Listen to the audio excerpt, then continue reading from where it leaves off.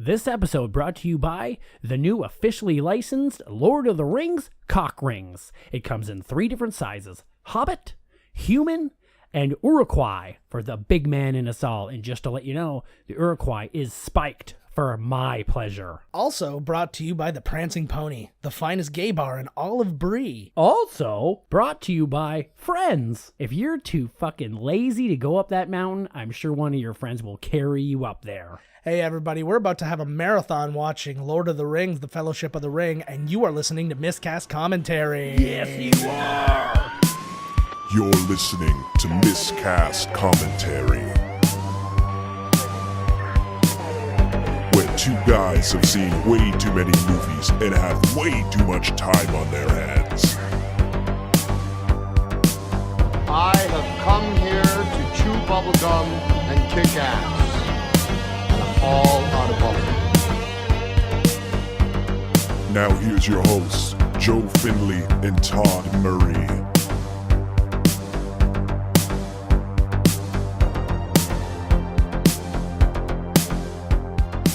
Hey everybody, welcome to Miscast Commentary. I'm Joe Finley. And I'm Todd Tebow the Sailor Murray. And unarguably, one of our favorite movies that we'll ever do on this show is about to be played right now. Yes, it is. We don't want to waste a ton of time for you because this is going to be a long one. We're just going to do some breathing. I do some Kegels because we're not in the most comfortable chairs. So Get your in, chair ass release. ready. Ooh, squeeze in, release. Squeeze in, release. One more. In and release. Ooh, Excellent. I feel good now. I know. I feel you relaxed. You look good. Oh, thanks. I'm going to go get my magnum-sized Urukai. Ooh, he's going to step into those bad boys like a magnum, eh? Yeah. Who am I trying to kid? Wrap around my fat waist. Oh my god, I'm just going to wear 2 of them on like galoshes and go sloshing around. It's not a bad idea. Like, what the frick? I like them big and sassy.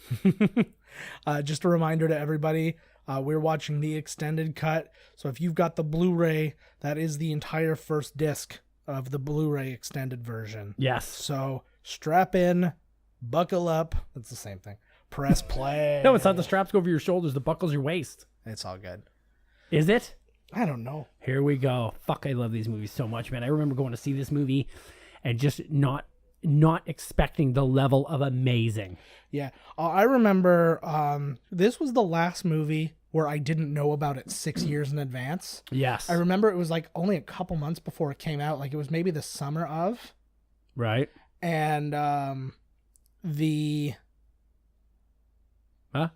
trying to think of exactly what it was. So it was the first teaser trailer. It was just everybody walking over the hill. Right. And it was like, oh, it's an Elijah Wood movie. Oh, there's Sean Astin. Oh, there's Sean Bean. What is this? And then you were the one who caught it first. And you're like, is this what? Oh, and I'm like, what? And it ended up being Lord of the Rings. We're like, ah. Yep. But I mean, that was like, this movie had been shot by then. Usually now, before the first person's been cast, a movie's going to be made before the script's written. I thought there was a problem for a second. I couldn't hear anything. Oh, here it is. Yeah, we can hear it. Ooh, good music. Good everything, man. Yeah, it's one of my favorite scores of all time. I know the here. Star Wars is still my all-time favorite score, but this is just amazing. I think this is better, actually. Yeah. New Line, and I think a lot of people would agree, but I think Star Wars just does something to my heart. I did say, though, that this is a better made movie than any Star Wars You did movie, admit that. As is any of the 3 of this trilogy. But it doesn't matter. What does it matter? No. What matters is your heart. Look at these old bastards. This is the only trilogy to have all 3 of its movies be in AFI's top 100 best movies of all time. Really? Yeah. Huh. Look at this map, man. The maps were the best thing. They added more maps in the extended cut just to kind of give you an idea of where they were. But it was like, even the cast said that it helped them sort out their stuff. Like, because it really gives you a sense of where you're at. They really fleshed out everything during the making of these 2. Mm-hmm. Oh, there's Super Shredder. Super sure. That's actually one of the stuntmen, Salah Baker, in that outfit. Not that anybody cares. It is? Yeah. Keep it coming, man. That's good. There's only 18 million cast members. I want you to know that there's how many cast members in this movie? It's a billion. I don't know. There were, I mean, if you're not counting extras, they're probably looking at about 75 characters with lines and stuff like that. But yeah, I mean, These scenes here where you see like tons and tons of people, they invented a new piece of software that Peter Jackson actually went out of pocket to help create. It's called Massive, and it's the first AI version of CG. So all of the individual guys are all doing their own thing. They can actually react to the sound. So basically they put in code where if you take a step or do something, it creates a sound that goes a certain distance. And if somebody hears you, they look over and run. If you watch the... So it's like a video game or something, like all the characters interacting. Except literally the entire thing does itself. They could have like choreographed the battle without ever touching it. So really? Yeah, the first major character you get to see in this is Elrond. Why do you even need to do anything then, man? Just set the guys up. They just make the movie themselves. Pretty much. Interesting thing, David Bowie actually wanted to play Elrond, but Peter Jackson thought he was too big of a star. So he didn't want to have like this giant character with this giant star. Like they wanted known people, but they didn't want not somebody that would overshadow the role. Yeah, essentially, right? Yeah.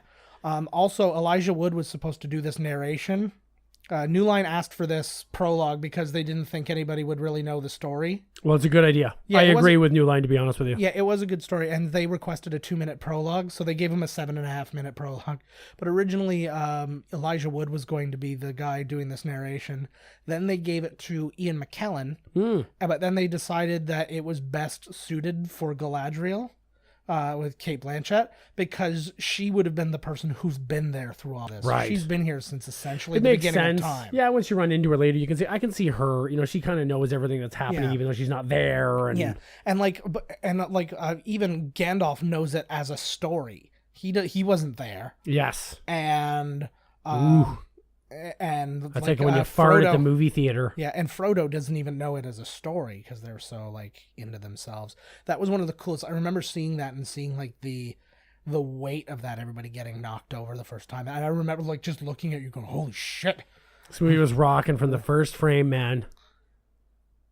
So the whole thing just rocked my world. When this movie finished, I instantaneously wanted like one of two things. I wanted to watch the movie again. Yeah. And I wanted to see the next one bad. Yes. This is like, okay, so like the next Star Wars is going to be the same kind of thing. Like you're going to be foaming at the mouth. Like I'm super excited. You know excited what I'm saying? But the same thing for these are the movies where the sequel, you're like, oh shit, man. Like, I got to get there. And that really tells you something because this is all source material. Everybody a lot of people knew what was going to happen. And still were like, I cannot wait to see the next one.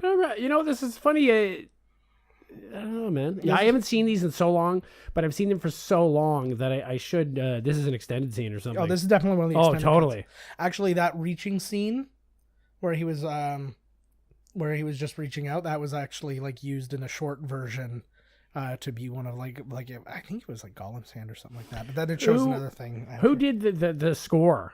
I know that. Howard Shore did the score. Actually, Canadian, born in Toronto. Howard Shore did the score.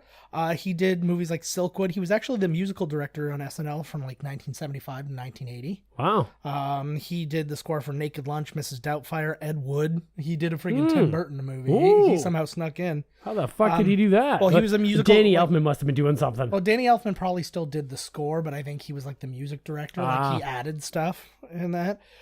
He did Crash. He did That Thing You Do, Copland, High Fidelity, The Cell, The Aviator, Eastern Promises. Oh, he did High Fidelity. Yeah. Interesting. He also did the Hobbit movie. He did all these movies. He did all the Hobbit movies. He did Hugo. He actually also composed Conan's late Tonight Show theme. Oh, cool.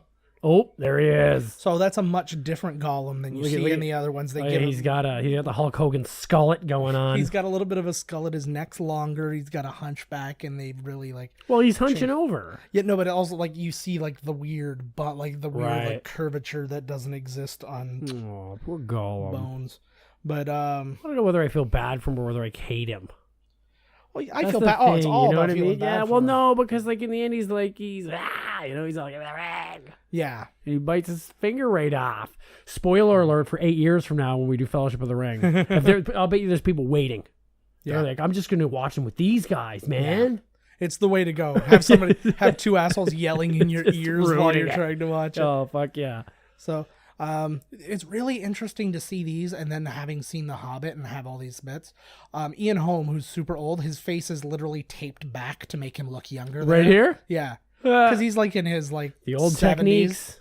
Oh, yeah. Look at his The Hobbit head. Yeah, So, but it was good actually in that scene because Andy Serkis wasn't there to actually yell "My precious" like in the actual scene for him to react to. So Dominic Moynihan was there, who plays Mary, who we'll talk about obviously later in this. So you'll find out that Dominic Moynihan replaces a lot of people in this movie. Like he seems to be the guy who's always on set, and then they're like, "Oh, the other guy's not here." He's like, "I'll do it," because it's like he's not in the shot. Right. It's like we could do whatever later. That's cool. Mm-hmm. But I'm gonna get this map tattooed on my back. Like the girl from Waterworld. She had a Middle Earth tattoo on her back? Middle Earth is not a myth. I've seen it. Paper. Now, I ran out of paper, so I got a tattoo on my back. Now, the one thing that brought me the truest joy, because I mean, The Hobbit was had a bunch of disappointments. One, it shouldn't have been 3 movies. I think it should have been 2. Oh, what, The Hobbit? Yeah, should have been friggin' 1. No, I think I think with the extra stuff they added, because like in the book, that's what we were talking about last week when I forgot what we were talking about. Last week I was talking about this, but in the book, basically Gandalf wanders off and then he comes back at the end and they're like, "Where were you?" He's like, "I was just dealing with something." Mm-hmm. Only it was way more important than the shit they were dealing with. Yes. And so like to actually have that, I think it was really important for the movies, but easily could have like trimmed that shit down by Look at this, look at how tough this guy's pulling the ox. Yeah. And then the ox are pulling the thing. Yeah, hobbits are look at these little hobbits. I love how they had to do so much in this movie, just any shots, but then make them shorter, make the people taller. Like there was just so many technical challenges to making this movie that Peter Jackson and company. Yeah. Because I know people that are really, they just shit talk Peter Jackson because apparently he didn't really make these movies. Yeah. But he's still like, it's the problem is there were so many people making the movies. Like they actually said there were upwards, like usually you'll have like maybe 2, like worst case scenario 3 like extra units shooting stuff in the background. This movie, there were up to 7 units at a time making stuff, and it's usually like shots like this. Like Peter Jackson didn't direct these shots because none of the principal people and it wasn't. Like he directed all the real. Andy Serkis was some the directing. Second unit director of the Hobbit series, wasn't he? He did a lot of directing on the Hobbit. He did a lot of directing. He did some directing on Return of the King. Barry Osborne, who's one of the producers of this, did some directing. Fran Walsh did some directing. Like there's a lot of people who are involved in this, and it's true of every movie. It's just that this movie was on such a scale. You have to think 12 hours of movie shot over the course of, and that's not counting all the stuff. Like that's counting what we're going to be watching. Right. And he's like, and that was so much shit that was shot over 16 months of principal photography. Woo! So that he got to you, didn't he? Yeah. Peter Jackson got into your fucking back pocket, didn't he? Listen to you. Yeah. No, he's, it's an undertaking, man. It is an undertaking. Well, this thing was huge. I just loved watching the behind the scenes stuff of the making all the armor and everything was, lots of stuff was actually built there. A lot of it is CG, but most of it, what would you think is CG to actually there? It's like 75, 25 or something. Like 75% of the stuff is actually there. 25% is CG. There actually, I in the shots we've seen so far, like other than in the prologue, probably nothing.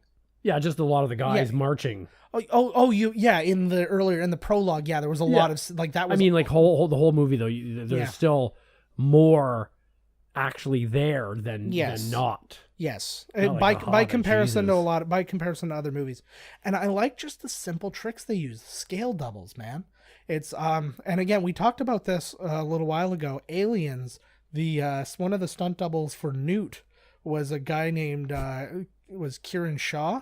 Yeah, that's right. Yeah, it was whatever it was, and he is the scale double for Elijah Wood. So that was a weird one because it's him jumping on. That's a guy named they call Tall Paul, who's like 7 feet tall. That's who they use to be the tall guy when it's their shot. And then they use the teeny tiny guy. A shot like this is crazy though because Elijah Wood's 3 feet behind him. It's like the cart is built in such a way where he's so far back that makes him. It makes him look. When you say that, you can kind of see it. Maybe I'm just saying that because Yeah, but it does make sense. Like it's you. This is all really here still, isn't it? Isn't this all New Zealand? A lot of that still exists. Oh my god! And they use it for like tourist purposes and stuff like that. I would guess. Like I would pay any amount of money to go to these places and actually be surprised. Like we have Avatar Land. They should have got Lord of the Rings Land, man. Yeah. Well, it's a matter of who's gonna get it, right? Like I think Disney should pay out the ass to get it. Like, could you imagine walking into, like, you walk through Hobbiton, and then you go in through Rivendell, and then you go through, like, you got it, in the rides and stuff. Like, you have to encounter a big troll or something. You know what I mean? You can have all types of shit. It's Disney. Yeah. You could be wandering one of those ones you walk through, and then, there's a big troll there. And somebody dressed like Gandalf's like, we've got to run now. Yeah. Leave your child, run. So, like, the Frodo was interesting. Jake Gyllenhaal auditioned to play Frodo. Elijah Wood found out about this while they was shooting The Faculty. Oh, that would be kicked ass. Yeah, and he contacted a director friend of his, and he's like, I need to shoot a tape for this. So he just put on some stuff that he would consider as hobbity as he could, and they went out into the forest, and he shot an audition tape, and obviously got the role. Right on. Yeah, it was cool, but I mean, this guy, he was actually just on that new show Talking with Chris Hardwick. Right. He was the first episode when that came out. And he was and they were talking about his career. His first ever role was Paula Abdul video, Forever Your Girl. Is that the one with Keanu Reeves? No, it's the one with Elijah Wood. Oh, well, that makes sense. Yeah, but so he did that. Elijah, and then, how's that song go? Sing me a couple bars. I'm forever your girl. Oh, yep. Yeah, I gotcha. Hey, baby. Yeah. And I mean, he's got, he was in Back to the Future 2, no lines in it, but he was in it. He was in things like Radio Flyer, Forever Young, Adventures of Huck Finn, Deep Impact, The Faculty, Eternal Sunshine of the Spotless Mind, Sin City, like all of it. You forgot the one. What? The Good Son. The Good Son. I didn't write that down. You're right. That was with Macaulay Culkin. And actually, Macaulay Culkin was supposed to present at the Oscars and then couldn't do it. So then Elijah Wood took his place because he was the co-star. Oh my god! So, I love that guy. That's my favorite Hobbit. It's just the face. I feel like I know that guy. Yeah, you know what I mean? I feel it's every person who was ever on a bus with us when we were going somewhere. This is what we sound like. But yeah, Elijah Wood, on top of that, also owns 2 companies. He's got he has a record label called Simeon Records. He owns the company that made his movie Cooties. Yeah, he's Spectrevision. I liked Cooties. He's big time into horror movies, and you know what? After Lord of the Rings, I loved him. Yeah, I love anybody in this movie, and once I heard that he was really a big horror movie fan and was putting his own money towards making horror movies, I was like, I loved him even more. Yeah, he's also a DJ. Is there a dog being murdered somewhere? Yeah, probably. Okay. He's in this like DJ group called Wooden Wisdom, and so like he has like Waka Wah DJ. Hey, and then he's doing TV. He had Wilfred, and then he has that Dirk Gently's Holistic Detective. Oh yeah, Dirk Gent. Is that Netflix? Yeah, it's on Netflix. I think it started on like BBC America or something like that. But I mean, it's like he's just so eclectic. He's the only person of my age, so he's like, well, he's close. He's that you age. Don't hate, literally. He is like, I remember as a kid just seeing these kids be like rich and doing all these things, and I'm just like, and I just like player hated so much. I'm just like, fuck you. But every time Elijah Wood got any work, I was like, I'm so happy for him. And like in Deep Impact, when I'm a teenager and I should hate him the most, I'm like, he's awesome. I love him. And then he got this, and I'm like, awesome. I was speaking with this about somebody on the weekend. Like when we were kids, we looked up to older people, like the bands we listened to, the actors older. But now it seems like they like their own age or younger. You know what I mean? Like people that are Shawn Mendes' age love hearing. You know what I mean? Like, yes. Is that what it's that about? I don't know. It's Is it like is it in the mentality maybe that like I could do this? This could be me. Like, no, well, it could be I that. Could relate. Could be a little bit of that, I think, and like with the whole, and I think that you relate more to the people like via social media and stuff like that. They're on their level. Yeah, because that's a thing now. Yeah, because they're on their level of communication. But also, I think you and I never really got into pop No. as such. Well, like in the 80s, everybody liked pop because it was good. Yeah, everybody liked pop, but it was at the same time, it wasn't being done by young kids. Right, exactly. Like it wasn't being done by teenagers. That hit that he just did was a complete accident. They built this, like he'd only been on the set like one time, and he burned around and hit it, and he just acted through it, and Peter's like, yeah, we're using that shit. Like when shit like that happens. Yeah, it's really good. Look at he's going crazy with the maps. Yeah. Ian McKellen, I didn't really get how, I didn't like really know a lot of his resume while I was reading he's like a Shakespearean dude. Well, he's primarily stage, but I was like, what did he do? I remember the first thing I ever saw him in was Apt Pupil, the Bryan Singer movie. Oh, no, yeah, but based on the Stephen King. I want some Melba toast. Yes. Oh, God, yeah, I remember that. They're watching some cartoon. Yeah. What a boring movie. Yeah, but I remember that was the first one we saw, and then like obviously you know him from X-Men and you know him from this, and he's still doing a ton of theater and all that.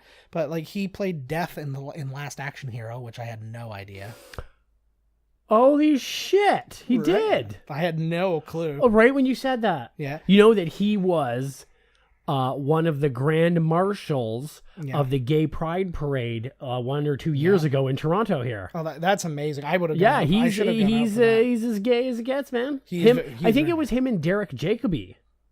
Actually, what's really funny is they used to live together, like when they were in drama school, and he admitted that he was just completely in love with Derek Jacobi, and he was just like. Yeah, like just over the moon for him. Right. And the only thing we know Derek Jacobi like strictly Hamlet. from doing from Hamlet, but we saw him do a live like a thing of Macbeth.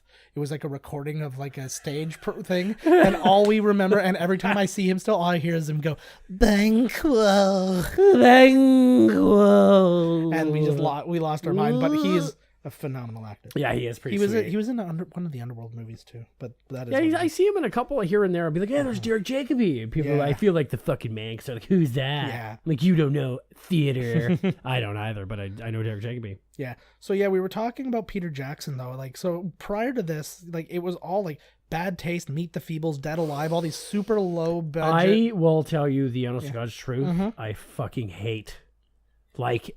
Not the Frighteners. The Frighteners was good. I didn't even know he did that. But Meet the Deedles, Dead Alive, I absolutely detested those movies. I hated them. Yeah.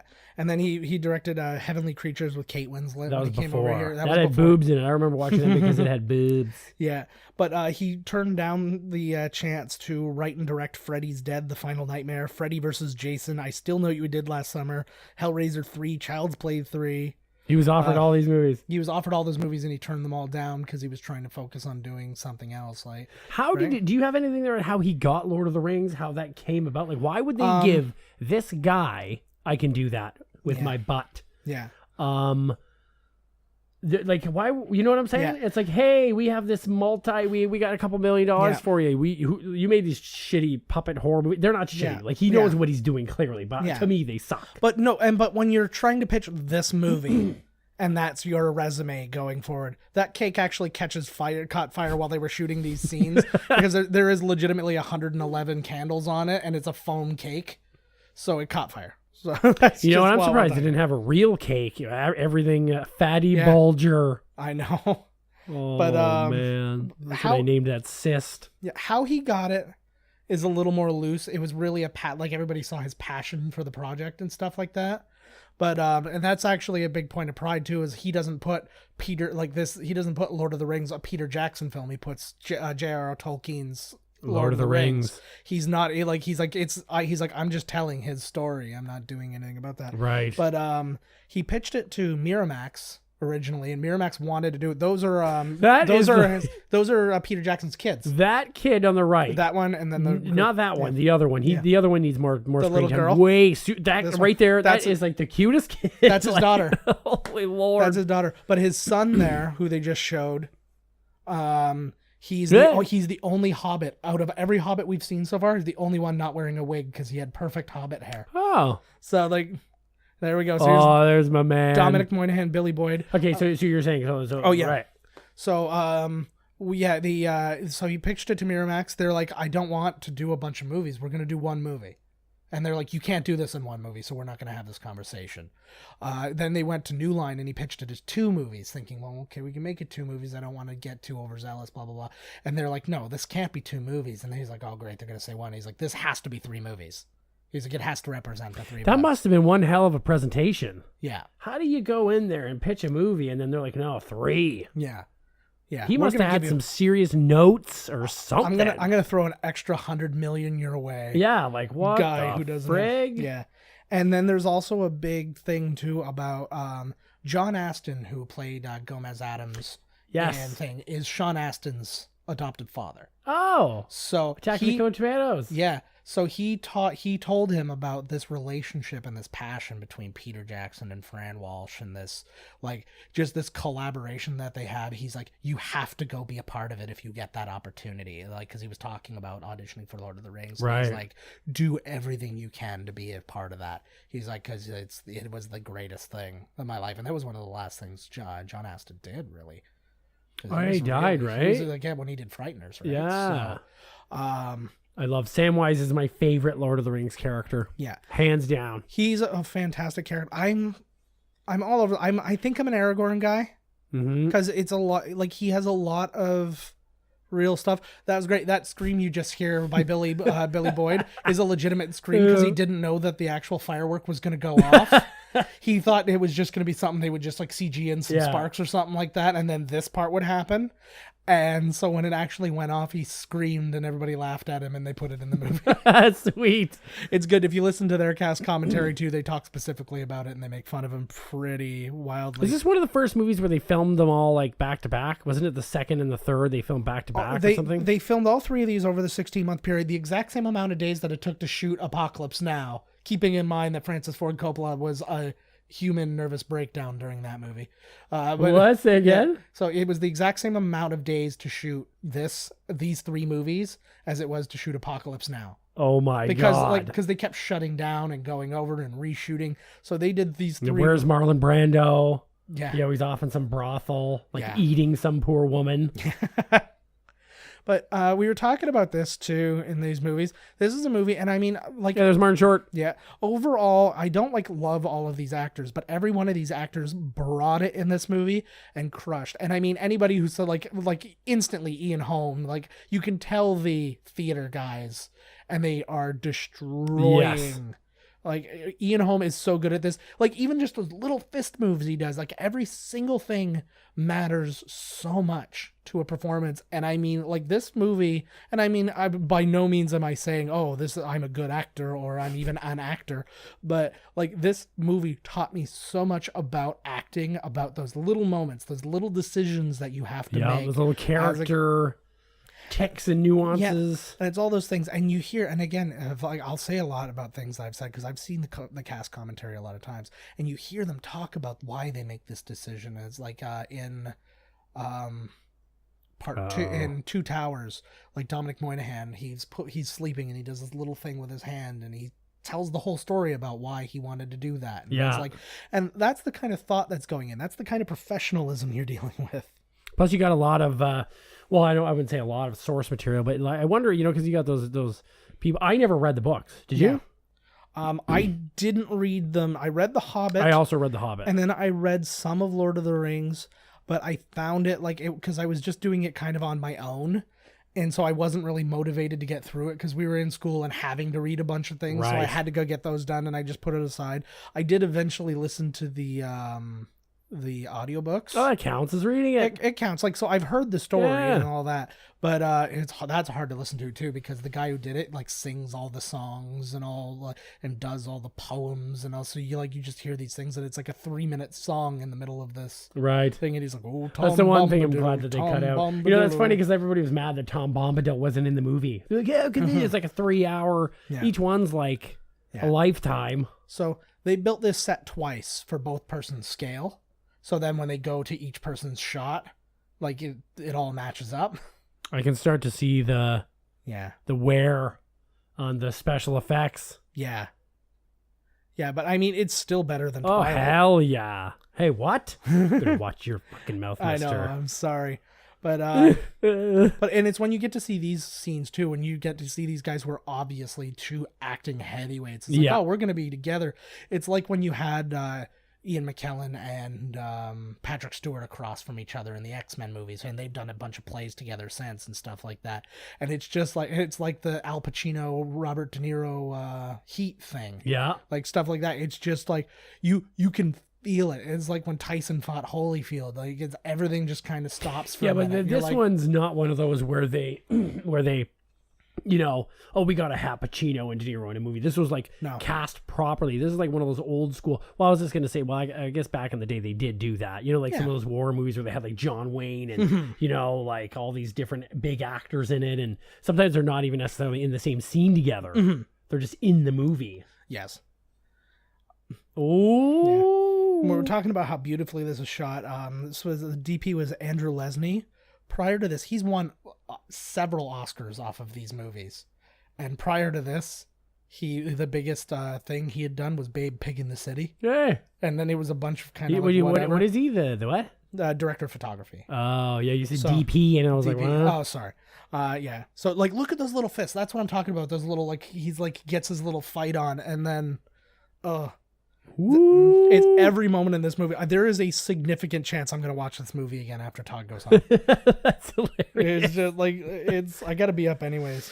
See, Tough Love, he's like, oh, I didn't want to have to do that little guy, but you know. Yeah. Well, because he's intimidating. Oh, and he's Jesus. Scary. And again, so there's where you get one of the scale doubles, right? So you just get a little person but not it has to be very specific because they need to be kind of like body proportionate. Yes. So you have to, you have to discriminate against your type of little person. I love to discriminate. So we're all good. Ian Holm. Actually, it was funny. I found he played J.M. Barrie in a movie called The Lost Boys, which is essentially the first version of Finding Neverland. Oh. So he put it's basically that whole thing, and it's about his relationship with the family as he's creating Peter Pan and all that kind of stuff. He was in Mary Shelley's Frankenstein, Fifth Element, Existence, The Aviator. So a lot of people who are in The Aviator are involved in The Aviator in this, because Howard Shore did the music for it. Kate Blanchett's that Clint Eastwood one. No, Scorsese with we played Howard Hughes. Yeah. I don't know what the hell I was thinking of Clint Eastwood there for a second. Yeah, and then he also appeared. He was in Alien with John Hurt, who played Aragorn in the animated movie. Weird. Raph Baxi or whatever. Oh. That was a great thing when you just see that. I never noticed it till I heard somebody talk about it. They drop the ring and it just hits flat. It doesn't bounce around or anything. It doesn't do the ring, when it kind of like... Yeah. So they made just a regular metal ring and they put a magnet under the floor. So when it falls, it just sticks to the ground, and it was to represent the weight of that. Doesn't even know, buddy. Yeah. I don't know what you got there, bro. It's so good. Little hand. And it was so well performed. If this was the end of the movie and then they were like, okay, there's gonna be another one that comes after this, I'd be like, yeah, that's fine. I'll give you another. I'd be cool with it. Yeah. I'll give you another $14. Whatever movies cost back then. No. There should have been more. They should have added more singing to this movie. Yeah, but they fit it in just well enough. They use some poetry as just lines in the movie. They turn some things into songs. They'd add things that were songs in the book that they make a song in the background. They did everything exactly right, in my opinion. Look at him. This is how you pick up a dead spider or something on the floor. Yeah, that's how this is the old dead spider technique. Well, not right now. Holy Jesus, buddy. It's how I used to in a hotel when it's there's a condom on the ground and I'm reaching and I'm going to pick it up and throw it away and I'm not entirely sure it's mine. This may have been somebody's from before. Yeah, you can tell because it's a Magnum. Yeah. The Tolkien estate was apparently really against Peter Jackson doing these movies. Why? Because of his previous work? I'm guessing.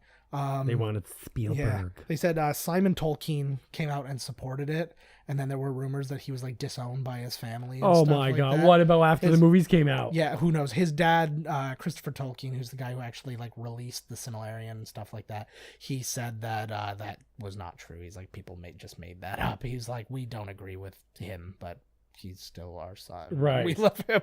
But I'm sure there's the one, a black sheep of the family. Yeah. Oh, I think they should do it. Europe, get out of here. Yeah. So J.R.R. Tolkien, he sold the rights to this movie in 1968. How much do you think he sold the rights to this movie for? Now, who did he sell it to? I don't know. I don't have. So somebody had the rights. Somebody bought it. Now, because there was the animated one. You ever see that one? I think I have it somewhere. Oh yeah. It's terrifying. It's the Ralph Bakshi one. Yeah. Yeah, it's absolutely terrifying. And that's the one that actually a couple people are in that. That's the BBC one too. Yeah. But John Hurt plays Aragorn in that one. But there's other people. Oh, Anthony Daniels plays Legolas in that one. Yeah. Good knowledge of the. Yeah. Okay, I'm going to guess. Mm-hmm. So this is 1968. Keep in mind, they thought that this was unfilmable. So he is... So just the Hobbit rights, not this is catalog. The Lord of the Rings. Okay, just the Lord of the Rings. So the Hobbit had sorry, I meant Lord of the Rings. The Hobbit just came out. Sorry, no, it's okay, so just Lord of the Rings, not the Hobbit, not the Similarities, nothing of those. Sam-a-lama ding dong. Yeah, exactly. Yeah. I'm going to 25 grand. You're closer than you think. 15 grand. Yay! It was the equivalent of $99,233 in 2012 when this particular piece of information. Oh my God! See, this is just like one of the. Look at that real castle they built. This thing, and it was a miniature. But they're so big, they gave them the name, and I'm sure you heard about it. They call them bigatures, because miniatures are usually about like 2 feet tall. These bigatures are like 8 feet tall, so they can have such detail that when they come close to it with a camera, they could do all these little things, right? I love the music for it's so good for those guys. It really is like whoa shit. Everything is good. I got goosebumps. I haven't seen this in a long time. Me too. I haven't seen it in so long. I got to go through too. Did I tell you the deal? My girlfriend watches The Lord of the Rings. I watch Twilight. That's not a bad deal. And you know what? After this, it's just been reignited. Yeah. And she's no falling asleep either. Like I'm giving her uppers, something. Yeah. Oh, I nothing drives me crazier than when Carrie falls asleep during a movie, and she does it every time. No, well, so does mine. And it's always the same thing. It's like, I really like, let's watch this movie, Goonies. Like, you haven't seen it. She hasn't seen any movies. Oh, nice. And you ever seen the movie Room? Did you grow her? Yeah, did you see the movie Room? Room, like with Alison... With Brie Larson or I was going to say Alison Brie. She's the Room, essentially. Yeah. But, no, well, so she hasn't seen any of these movies. She's like, you're like, hey, have you seen, Cheers? What's Cheers? You're like, oh my God, lady. So she probably was. Doesn't matter. Yeah, sometimes I have to clip leaves that grow off of her. Yeah. I'm like, what the shit? I know. Where was I even going with that? Fuck. No, you were... you had made the deal to watch Twilight. And it's the same thing. And it's she like falls asleep. Every time I'm like, yeah, let's watch this movie. And then she's out. Yeah. And I'm like, now I'm just watching a movie I've seen a million times alone. Yeah. But thank God you don't like the Goonies. Great film. Yes. I won't fall asleep to Twilight. I'll watch something that I absolutely can't stand, and I will stay awake on purpose. I watched Sacha Baron Cohen's The Dictator yesterday, just because. My Lord. Actually, I found quite a few really funny things out of it. Like, it wasn't an overall good movie, but it was just like the few things that I found in it that were good made it worth it. I'm like, okay, it's fine now. You know that I just said that about my girlfriend. Like, she's gonna listen to this one. Yeah. Yeah, it's okay. It's over. So anybody, anybody next week, anybody who likes Lord of the Rings who wants to date Todd can call in because he's single now. Absolutely. He just got violently dumped by the end of this. Holy moly! She's probably gonna call in. Yeah, our first time caller. How did you hear that? Where did this phone come from? Oh my God. Stranger rotary dial too. Yeah, but it's got to have that big thing on the end so you can like make dinner, put your TV dinner in. Yeah, lean it. See, anybody who has read online, I've written several blog posts about the types of movies we watch and stuff like that. And one of the things that I wrote about that makes the movies that I like the best is about being in a completely different world. And what happened was Tolkien created a different world on the point where he didn't just say, oh, this place is flip-flop and these are gleep glorps, everything is so fleshed out, and these guys are like this, and these guys are like this, and this is what their art looks like, and this is what their language sounds like. This is where they live. They dress like this, and they have these weapons because of where they live on the map. Yeah, the map is all fleshed out. The backstories, where the clans came from, these and those and that. These are the types of songs they sing, and this is a really good example of that, where it's just this kind of pub lifestyle, and they're just like, this is just a joy of living. It's like, what do you do all day? What do you do all day? Well, some of us don't work because we're rich. Some of us got to do some work. And then at the end of the day, we all get together and we drink and we dance because that's how we want to live our lives, right? And that's even the same way between the two races of elves, like the Lothlorien, like the wood elves. Right. And then like the Rivendell elves are different races of elves, and they have different things. Like when you watch The Hobbit, you see that they're they're a little bit rougher and gruffer than the. But also they're weird because like if you read the book, it's like you hear about them like having like dinners in the treetops, and you hear like they're all giggly and whatever. But then when it comes to it, it's like, we're gonna capture you and kill you now. So in the book, it doesn't play here, and I don't think they meant for it to play. They didn't want this much actual time to pass. But the in the book, from when we just lost Gandalf when he took off to when he came back was 17 years. What? Yeah. He's like 17 years past. He was traveling around and finding out all the information and all this stuff. It took 17 years? It took him that long to find out. So much time had passed. In this it's one. Not in this. No, in this one, I think it's probably a matter of he went straight there. Feels like it was the next day after the party or something. Yeah. So, but I would imagine probably a couple of months. Actually, the pictures on the wall were meant to be, you'll see it was actually his like aunt and uncle or whatever. That's supposed to be Peter Jackson without a beard and Fran Walsh. Yeah. They just like got paintings done of them. Why the hell not? Mm-hmm. Oh, how many people have the ring of this one, eh? Yeah. Oh, so, talking a little bit about like what Todd was saying about Peter Jackson not making this movie, again, just to see what went into it. 27 like additional directors, so assistant directors and second, third, fourth, fifth, sixth, and seventh unit directors worked on this movie. And again, now those directors are doing things like, oh, I'm off, and like there's a bunch of Uruk-hai running through the woods, so that's going to be the shot I do because Peter's busy with Ian. Yeah. Right. And then to the point where. On an average day, you know what dailies are, yeah? Yes. Yeah, so like, so anybody who doesn't know, every day in the morning, they watch the stuff they filmed the previous day. So they know if they need to reshoot anything or they kind of see what's going on, right? And they're like, oh, that sounded like garbage. We're going to have to schedule time to do ADR, that kind of stuff. Mm-hmm. So the average dailies that a film does is about 25 minutes. Every day of the making of this movie for 16 months.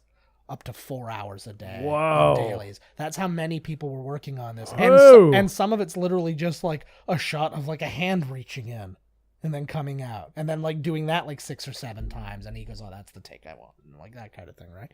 So they like the fact that Peter Jackson didn't die making these movies, given his weight and all that stuff. He lost a lot afterwards, I saw him. Yeah, well, yeah. Well, and he's looking pretty good. Yeah.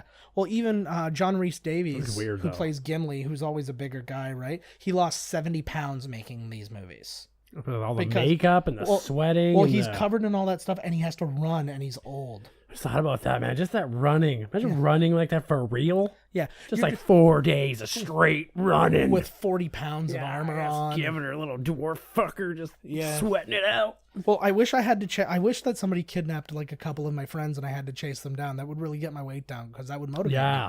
Yes, that could be the new, like, you get a phone call. Yeah, watching CNN on mute is not going to motivate me to jog at the gym. We've taken your children. I want you to know that I've got a very special set of skills, and none of those skills will help me get them back. Yeah, most of them are about setting up audio-visual equipment. So I'm going to have to run. Yeah. They're probably going to lose some weight doing it. That's the new Taken, a weight loss program. It's from the creators of P90X. Nice. They steal your kids, and you have to get them back. Yes.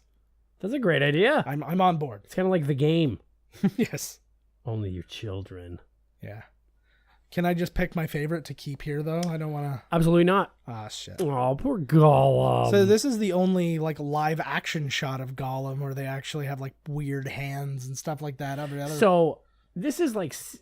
60 years later, they're torturing him, and he still remembers. Out of all the cuckoo talk and all the nutsness, he still remembers who took that ring from him. It's literally the only thing he's thought about since it's happened, which really, again, like people who aren't thinking too much about it don't understand how important the ring is and stuff like that. And that's what's so interesting. When you read The Hobbit, you don't learn, like, this ring is heavily featured in The Hobbit. Yes. Nobody knows it's important. It's just a magic ring. I never liked in The Hobbit how, like, or in the, okay, so if what's his name, Captain Jack Sparrow's buddy elf there, what's his friggin' Orlando name? Bloom. Orlando Legolas. Bloom. Legolas, right? So Legolas was apparently with them during The Hobbit, and then now after in this. Why wouldn't he say to one of the Baggins, hey, like, I partied with your old man or whatever? No, well, because you know what? They actually did that brilliantly. Bilbo never sees him. He doesn't? He never once sees him. It's all the other hobbits. He's like, it's the old, like, the only time I think they even come close together is when they're going down the river in the barrels. Right. And he does not interact with them. Oh, he just jumps over their heads. Yeah. Yeah. And he's off by himself. They never once interact though. It's all he interacts mostly with Toriel, the other elf, and she interacts with some of the other ones, but also never Bilbo. So Bilbo doesn't know about him. And that's why, like, it literally never comes up. I think I give my rating of the Hobbit trilogy just went up by 1 percentile. Yeah. It was, like, the story that they told was well done. It was just spread out over 3 movies, and it did not need to be. That's my complaint. I have so many, I'm choking on them. So Hobbiton, where we're at right now, they really did a good job design. Obviously, like, the design of the sets are gorgeous. Yes. But to actually design Hobbiton, like the outside version, they made all the Hobbit holes and they put all the gardens in and stuff, and then they left it for a year.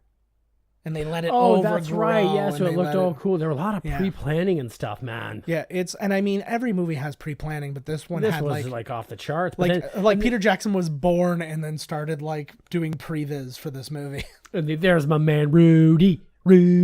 I'm very proud to say I met him, and he was the nicest guy. I love him. I absolutely love him.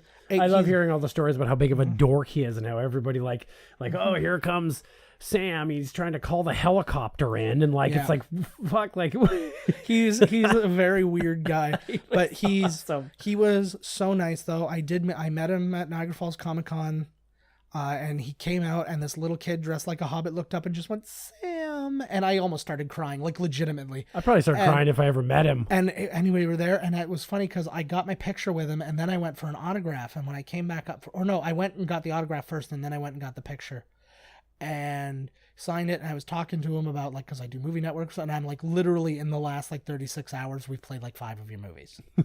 And he's like, really? He's like, is that for this? Or I'm like, no, it's got nothing to do with that, it's just your movies are awesome. It's just they're on. I was like, literally, I was like, all the Lord of the Rings movies had been on over the week, and what's it called? Rudy had been on, and I think somebody played Click, and there was a few. And he's in Click? Yeah, he's in Click. And about the remote control? Yeah. And then he's the voice of Raphael in the new Ninja Turtles cartoon. Sweet. So I was like, between all that stuff, I'm like, you are a significant portion of the last weekend I worked type thing. And he was so nice, and he was so friendly, and he talks to you. Like, I mean, it's such a silly thing when you meet like one of these guys and they're normal. and they're normal, and it's like, and to say that is just really silly, but it was nice. You know, he's somebody who I've admired for a long time, and then he wasn't a dick, and there's something very positive about that. But but then I saw him for the photo. Yeah, I saw him for the photo, and then I was like, because they go through so many people, right? And he was like, "Oh, hey," and then he recognized me immediately, and I was like, "Oh," and it wasn't. He did say something like he didn't just go, "Hey, Buckaroo," like that kind of thing. Like he just like I can't remember exactly what it was he said. Like the dad from Coraline. Yeah. Yeah. But I'll post online. I'll post the picture that I took. I took it with my sister and my brother-in-law, Daryl, who hosted the show once. So that's all relevant. You know how they do those like Westworld and all those things? They need to do that. I always thought they should do for like Lord of the Rings, man, where you're out there and you stay for like a couple weeks, you pay 8 paychecks, and you live it. Well, they do have a lot of different tours. There are some walking tours. There's some helicopter tours. No, I mean like for real. Like you pick a character and you're out there, LARPing for 2 weeks. I'd do it. Out there in New Zealand. You fight some monsters and... I love this song that they're singing. Again, this is also poetry right from the book. Is this Enya? No. Enya does all the... Yeah, so does everybody, though. There's a lot of that. I want you to know that I legally changed my name a weekend ago because of this movie to Enya. Nice. So nobody can be fucking pissed when all I do is... That's the sound you make when you're taking a dump. Anyways. Oh, yeah, it's heaven. Yeah. Yeah, it's funny all the people, like, where they could have landed and all this stuff. Like, Dominic Moynihan auditioned for Frodo.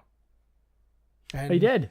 I love him. He's got a lot of things on, like, Wild Network and they liked and him. Yeah, and he's a cool guy. He's awesome. And he was obviously in Lost and in X-Men Origins. He seems like a really down-to-earth guy too. Yeah, like a guy you'd like to have a drink with. All of those guys would. But you know what my favorite part about this is, and I'm gonna be a little sappy for a minute though, but was the friendships that you find come out of these, and when you see like all the behind the scenes stuff, and like these guys still get together on occasion. Yep. And like they'll like celebrate things together, and especially in the like it was probably even more so like beforehand, but like they would go to each other's like premieres, and they would go and like I was gonna say I remember seeing something where one of them was at their movie, but like two of them, I think Dominic Moynihan and Billy Boyd had showed up. Yeah, and like an Elijah would just, it was like, they see each other and they're like, they're genuinely excited. Like, there you are, man. Like, hey. And it's that kind of thing. Like, to me, this is like when I went to college. 3 years of a very small group of people who did everything together.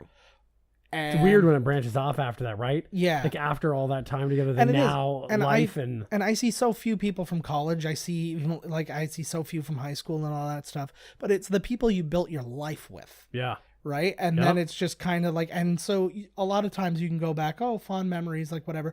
And that's how most movies are. Yeah.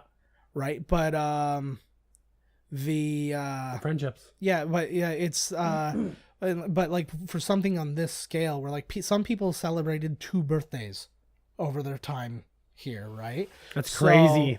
Like, so like, and like everything they did, like they all bought houses near each other. Well, and you all always see like on their days. Like on those shows where it's like trapped on an island for 20 days. And in day 3, they're like, I have such a bond with you. And they're like cheating on each other. Yeah. People they left at land. So if you think that somebody can have a bond like that after 3 or 4 days, I know these people are vapid and stupid, but you know what I'm saying? After a year of nonstop contact, that's like, wow.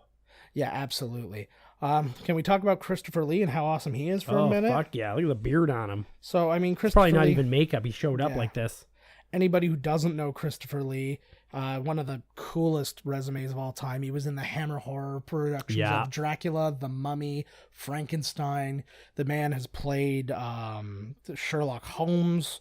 Once upon a time, he played Fu Manchu. He was Frankenstein's monster. He was in the original Wicker Man. The Wicker Man? Yeah. He was a Bond villain at one time, the man with the golden gun. That's right, yeah. And here's what's funny. He's the only person in this cast. Actually. He's the only person in this cast who knew Tolkien personally. That's because he's actually Dracula, and he's timeless. Yeah, and he actually got his blessing to play Gandalf if they were ever to be able to make a movie. But at that point, they was like, no, you're not Dracula. You're not Gandalf. You have an evil face. What is the likely, what, you know what I'm saying? Like, he actually asks Tolkien himself, if they ever make a movie, I need your blessing to be in it. And and then he is. And it's just bananas. He was literally the first person cast in this movie. Was it because of his Tolkien affiliation? Yes. Fucking nepotism, fucking bullshit. Yeah, well, it was because it was like nobody knows Tolkien like you. Hire all your goddamn friends. And they're like, you're going to be in this. And then also what other movies he was in. He was in the Star Wars prequels minus The Phantom Menace. He was in Sleepy Hollow, Alice in Wonderland, Corpse Bride, Charlie and the Chocolate Factory, Golden Compass. He turned down some interesting ones. He turned down the role of Dr. Loomis in Halloween that Donald Pleasance played. Oh. He turned down the role of Grand Moff Tarkin in Star Wars. He turned down the role of King Baelor in Hellboy 2, and he turned down Leslie Nielsen's role in Airplane. Oh my God, what? So he was supposed to play all of those roles. And everything. But here's the next thing. So he was in The Man with the Golden Gun. He was step cousins with Ian Fleming. No shit. He knew, so he knew Bond. So he knew Tolkien and Bond. Yes. And they both actually served in the same British intelligence. We used to fight like this, eh? Yeah. Except we had dildos. Big ones. This fight the suction cup one with the fist on the end. Yes. It sticks to a glass table. Yeah. This fight won the MTV Movie Award for Best Fight that year. That's amazing. It was just a couple old dudes throwing each other around with magic. Exactly. There's a couple really good scenes of like bloopers with Saruman where he trips on his cape and like falls back. And then wear a cape, dude. And then there's one time when his hair was in his face and like he couldn't move because of the robe, and he's like, "This is a bloody menace." This move I like. Look at this, I'll spin around. But I liked too because he's like, they made it very clear that the bad guy of these two guys, the bad guy is the tough one. Yeah. And they did a really good job in The Hobbit doing that too when he comes out, and he's still a good guy essentially in that one. Yes, that's right. And he is badass. Yes, he is. He's like doing stuff where you're just like, oh my God. He's just way overshadows. See, we all need a Sam in our lives. Look at him. Yeah. Christopher Lee, also the only actor to appear in movies that won the Best Picture Oscars 50 years apart. Whoa, what was it? It was Return of the King, and I just lost the name of the other one. I don't have it written down. There they are. He's also in the Guinness Book of World Records for most connected actor. They made an algorithm in a computer to do like the 6 degrees of Kevin Bacon thing, but they determined he is the center of film's universe. Really? He's like there are more people from more movies that you can connect directly to him because he's the center and everything is spinning around him. He was like, how about anybody from Star Wars? Well, yeah, that's easy. He was in Star Wars. How about anybody from Bond? He was in Bond. How about anybody from it was? And he not only was he in it, but he knew the guy it was based on, and then also knew the guy that wrote it. Yes. You mentioned that he was also in The Golden Compass. Yes. Which, in my personal opinion, is the best trilogy of books I have ever read in my life. Oh, yeah? I've never read it. His Dark Materials? Yeah. I need to read these books to kind of put them up. I would never say anything about the movies, but His Dark Materials is the best thing I've ever read. Really? And if you're into fantasy, you're watching this right now, read the Golden Compass. The movies do not do it justice, which is why I don't even think they made a second one. Yeah. What really surprised me, no, they didn't make a second one. What really surprised me actually, because he's worked with multiple Bonds, because he worked with Daniel Craig in Golden Compass, he worked with Pierce Brosnan, and then obviously with Roger Moore in Man with the Golden Gun, stuff like that. He said, according to the way he discussed it with Ian Fleming, he's like, the guy who is Bond is Pierce Brosnan. I agree. He is the one, like, people don't like his movies the best. He is Bond. Ooh, I love that shot. Yeah. That's another one of those old school where you're dollying in, you're zooming out, and you're changing focus. That's exactly what I was just going to ask you, because they did. Yeah. That's like the old Hitchcock. I think in the Tower of Terror that happened. Yes, I was like, "What is happening to my eyeballs right now?" Their whole hallway was like Vertigo, and I was like, "What the shit? This is amazing." I remember being in the theater, and this fucking dude shows up. Yeah, this was actually when they jump over, or no, it was when they fell down the hill. Just earlier when they break the carrot and stuff. That was the first shot they did in the movie. Like this one did. No, when they fell down the hill just prior to this. Oh, right. And right then when he landed, Elijah Wood just told this on that talking show. He said he just ripped a fart right then, because it was like a pressure fart because people landed on him and stuff like that. And he just ripped a fart, and he's like, so then everybody had even because people were asking questions from the internet, and Dominic Moynihan asked a question on the internet and said, hey, why don't you tell the story about when you farted? That's funny, eh? But yeah, this really lays out how friggin' terrifying the ring race were. Even the bugs can't go. The friggin' horses. Oh, I thought the bugs are running from him. Yeah, well, they're I thought they were kind of coming from him. I thought that he was, they were coming out of us under his robe. I think some were potentially too, but I think that because there were ones that were in the ground and stuff like that. But that's the assuming that bugs are evil. I'm guaranteeing there's good bugs out there, man. No. Just the ones in a bug's life, and they all suck. A bunch of pansies. Yeah. Anybody who was a big fan of the illustrated copies of the movie or of the book? It. Yeah, which one?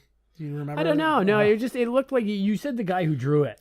There's Alan Lee and John Howe are the two guys who did the most popular ones. They also worked on this movie, didn't they? They both. That's where I'm getting. They were both hired as conceptual artists for the movie, and it came to the point where literally they said you would go on set and you would see Alan Lee, who drew the first pictures of Rivendell and stuff like that, in Rivendell, painting details on the wall and stuff like that, and it's he's literally making his picture alive. The movie looked like it was a love affair for so many people. I loved seeing that. I loved that.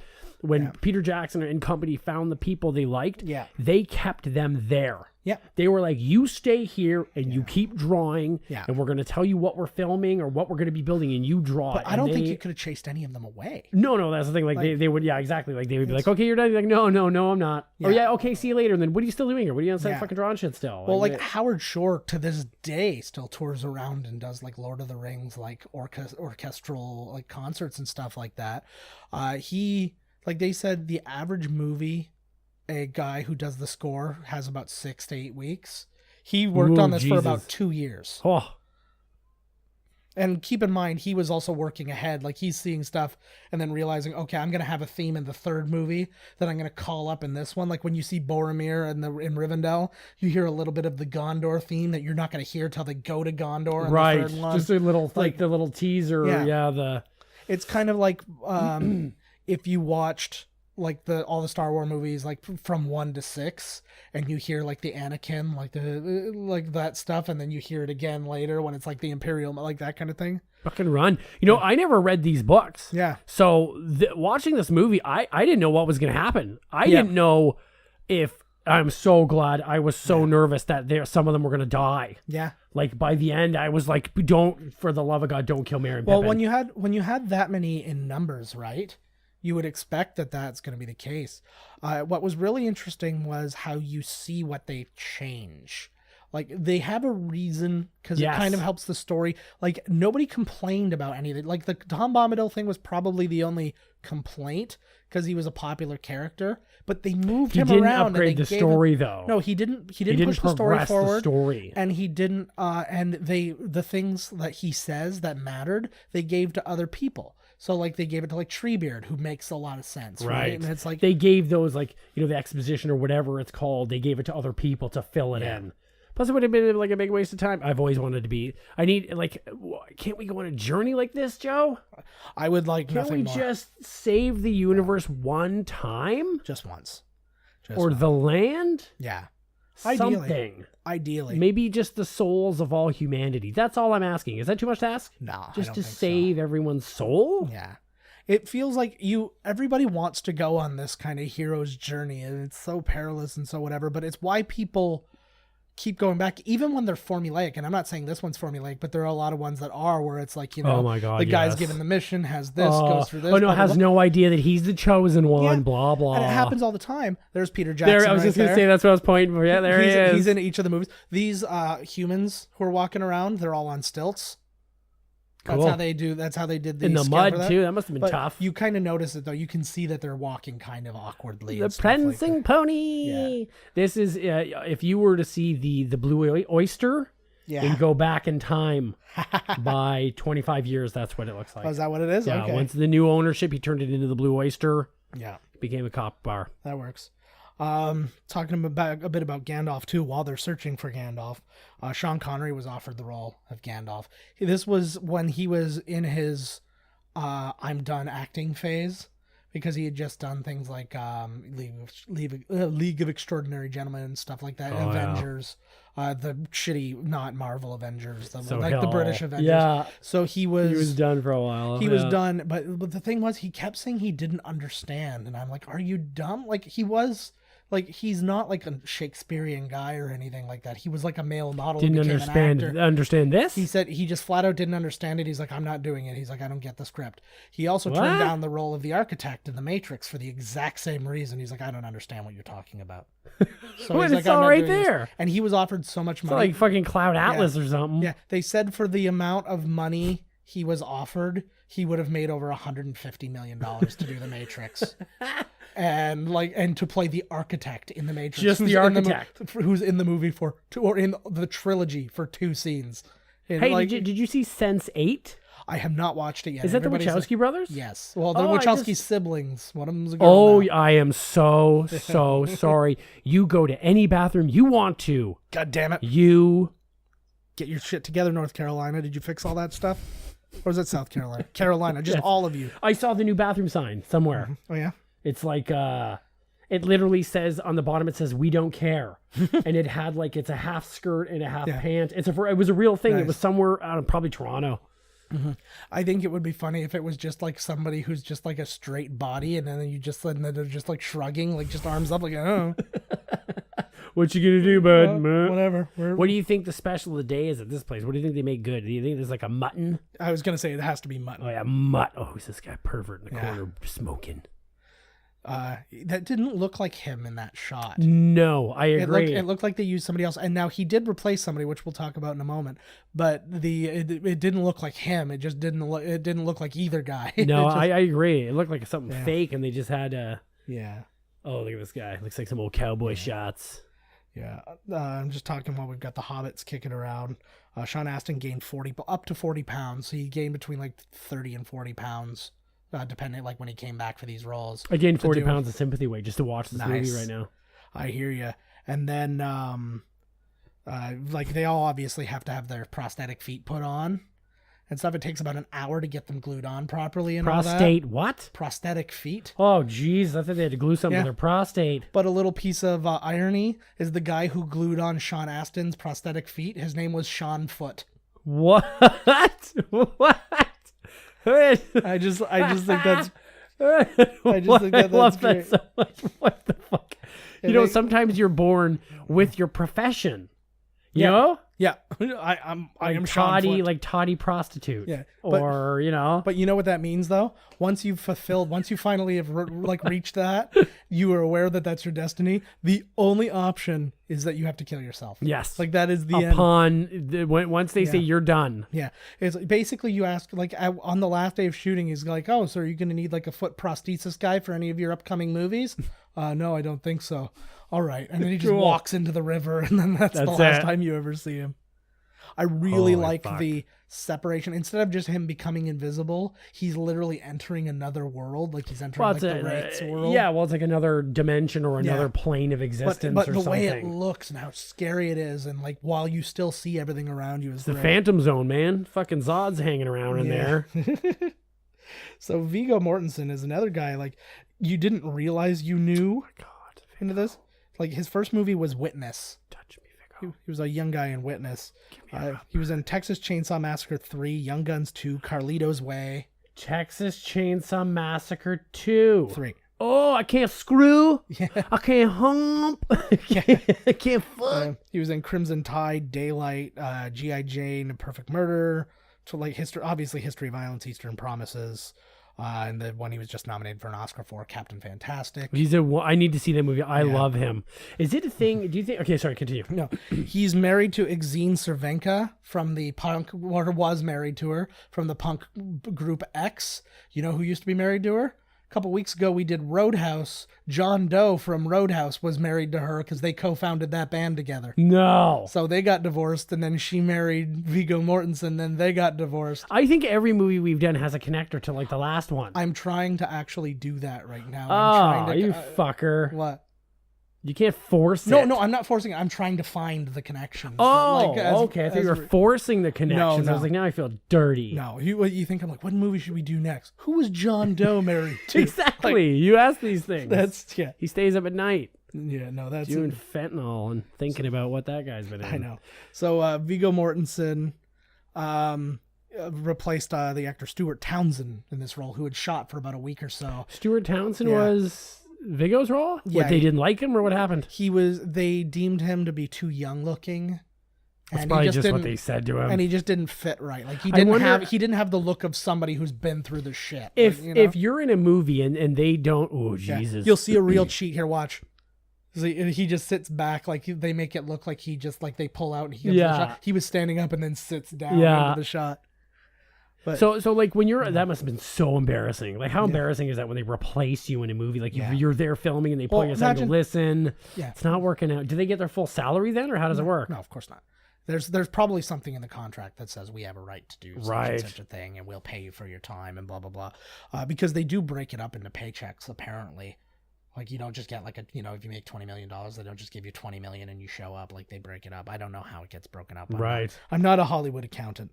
But yeah, he got replaced. But it's not like Eric Stoltz in Back to the Future, who shot almost the entire movie before he was replaced. He was like, yeah, we're really not happy with this movie. How about we just reshoot most of it? Holy shit. Right? And it's like poor Christopher Lloyd. He's like, I'm all done with this movie. Oh, Marty. And it's like, yeah, we're bringing a new Marty. I'm all Marty now. Yeah.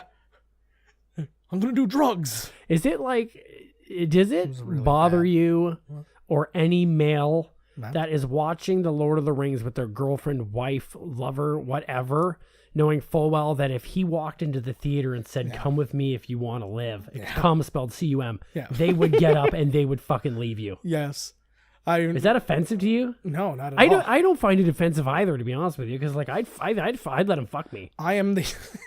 I'd let him fuck me while he's all dirty and stuff like this. Like he's been out in the woods forever. Oh, yeah. Like, that is one thing about Viggo Mortensen. Even in other movies, he always looks like he stinks. Yeah. Like Captain Fantastic. He looks like I stink now. Yeah. I swear I haven't showered in like 2 days. Yeah. You know who else auditioned for Aragorn? Kevin Spacey. No, it's so much worse. The cat that Kevin Spacey played in that cartoon cat movie? The greatest action hero of all time, according to himself. Steven Seagal. No. Van Damme. Vin Diesel. Big D's? Big D's wanted to be Aragorn. Oh my lord. And they said no, by the way. Thank God. Yeah. So here's the scene. So he's asking about the second breakfast and all that stuff. Billy's about to get hit with an apple. I like calling him Billy. And Viggo Mortensen actually threw these apples. Like he did? Yeah, so that one was whatever, but this one that's about to get him. That was Viggo Mortensen throwing that. And they said they did the take a few times, and he's like, he was very happy to chuck like apples at his face. Because it's not a prop apple, it's an apple. And usually a lot of the time in movies they're not there. Like if I'm not on screen. Yeah. This is an extended shot. Yes. These extended scenes, even just a little bit like this, Yep. adds so much to the journey and makes it seem. I hate when it's like, oh, we're leaving, now we're there. Yeah, it gives this movie. Yeah, you know what I mean. It gives distance. It gives the bugs are like fucking bugs. Well, and like, it means something to people, like because that's like the bog, that one of the bogs that they talk about, and they go into great detail. It's like very similar, like in like Hunger Games or something, where it's like there's like 4 pages that describe this one moment, and then you get the moment and it's quick and it's gone. But if it's done well, right, it gives you everything, and it reminds you of that moment and how it made you feel, and it doesn't require anything. So this is more of the extended stuff where he's singing. He insisted. Actually, Elvish too, right? Yeah. Somebody made. Yeah. Did Tolkien make the language? Yes. And then he even went so far as to make a language for them. Tolkien made the language, but it was like extrapolated by other people. Like other people like extended the language. Right. And made like it they added things, and there's no word for this, or there's no proper phrasing there. Yeah. So they kind or of. the way. It's like, this isn't the way languages like do verbs would work, or something. right? Like, so yeah. What do they have to get that okayed by Tolkien to add it? The Tolkien family? Do they have to send it off to the? I'm guessing that it probably got their blessing at some point. Probably not from a legal standpoint, because it's just like they're not selling it; they're just doing it. Right. So, yeah, it's like when people make like fan fiction and stuff like that. You're not going to get sued because you're not selling your fan fiction. You just posted it online. Those dirty hippie fingernails. Yeah. Oh, I know. And look at this claw that he does. Like, and again, that's what I'm talking about. Just the little things. Like, he decided to put his finger just that way, and it became creepy. It looks good. Then, like, it probably does something, right? Each finger, you know? Yeah. Look at him. He's got the scoots. Yeah. This is what happened when you side with evil. Yeah. You get the runs all the time. No doubt. You got to hang out with motherfuckers like this. Yeah.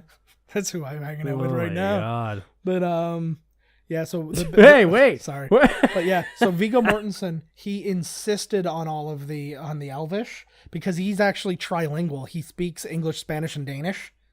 So he wanted to be able to do languages and stuff like that. So he's like, please give me... Yeah. Trilingual.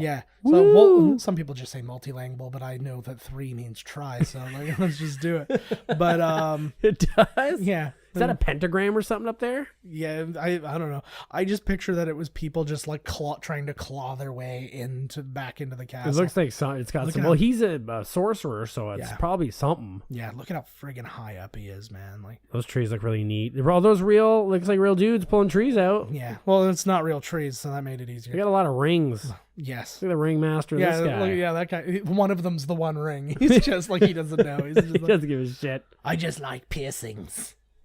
But the big thing, Viggo's big disadvantage in all of this was he was replaced a week or however long it was into filming. I think it was a couple weeks into filming.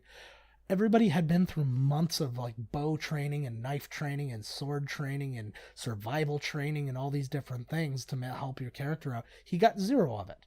Nice. And he is cool. He was at Bob Anderson, who did the sword stuff for this, like the choreography for the sword fights. Mm-hmm. He's the guy who did like the Darth Vader fight in Star Wars and stuff like that. The first one? Yeah, and he did like some Errol Flynn movies and stuff like that. He said that he is the most gifted swordsman he's ever Viggo Mortensen. he's ever trained, and he received no training prior to doing this.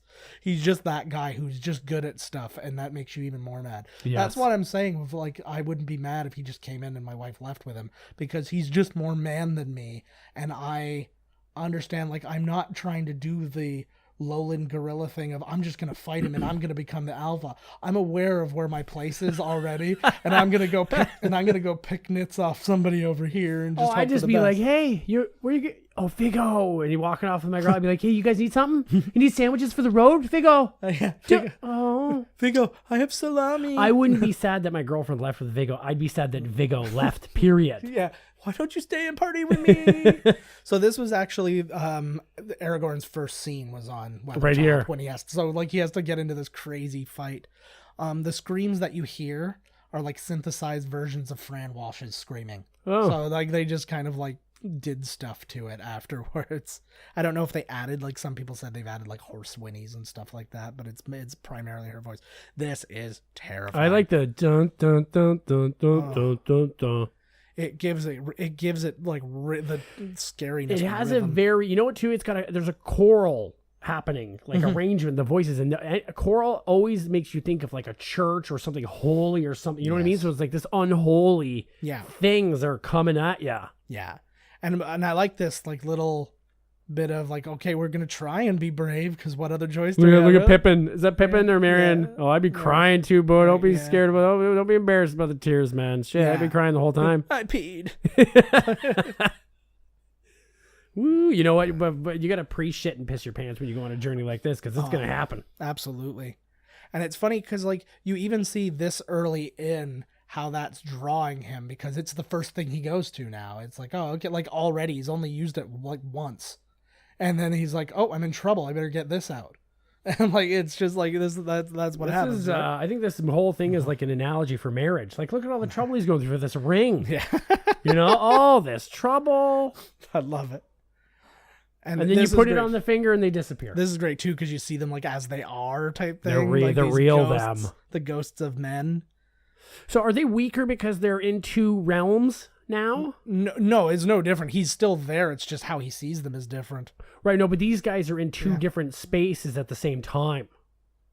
Or is it just like their spiritual form is there in these physical bodies that have been are there fighting? Yeah, they're taking up the same space. It's just how he's perceiving it because he's in.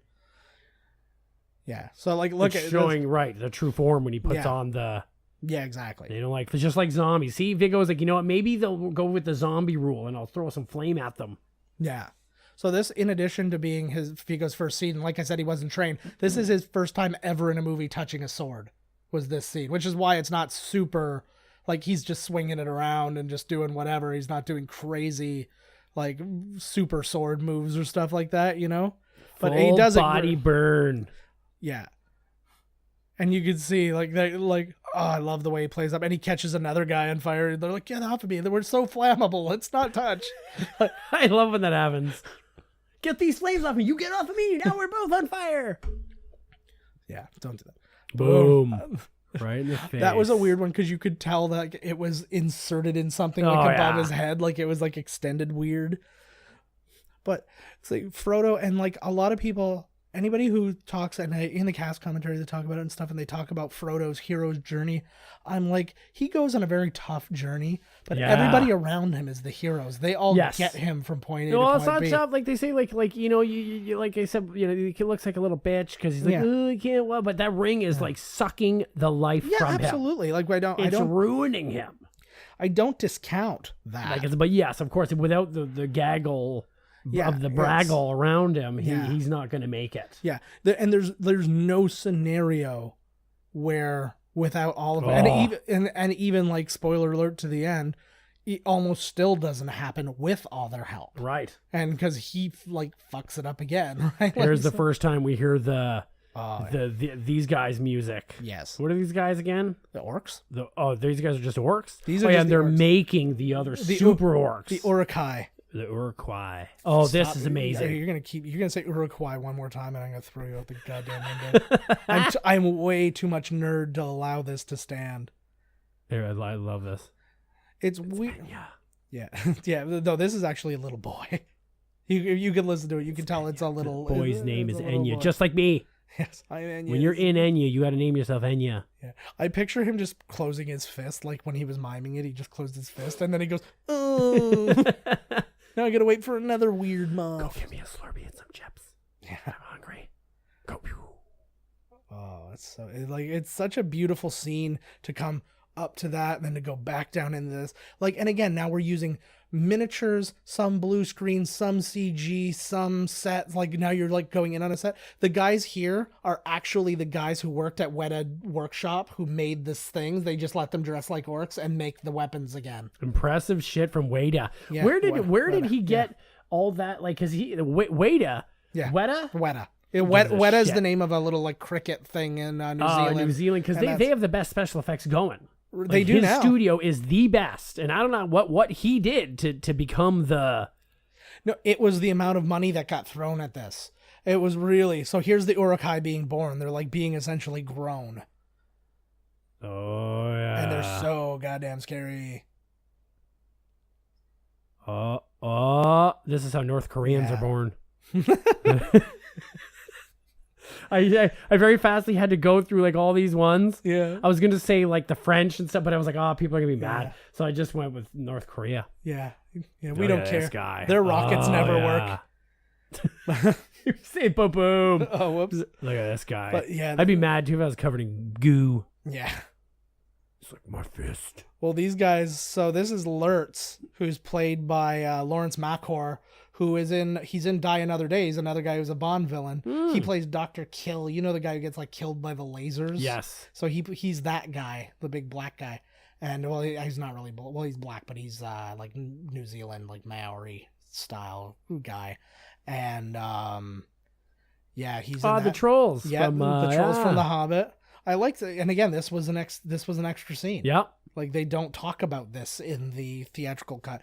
And like, I just feel like so much was taken away, and they made such an effort though in The Hobbit to recreate that properly, like how they're laid out and stuff like that. So it's like, it is the way that we left them. That it was. But this one, they're overgrown now, like stuff growing on top of them. And it's really a good scene. I always liked that scene in The Hobbit because it's like, how do you get out of this? Because you can't, there's no chance you beat them. Oh yeah. So it's just like, you just have to wait them, man.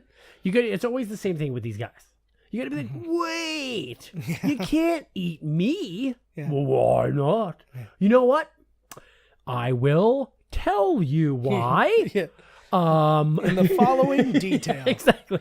Oh, yeah. So here's one of the girls I used to masturbate to in Aerosmith videos. This is Liv Tyler. It's the same thing with Steven Tyler. Yeah, well, they were...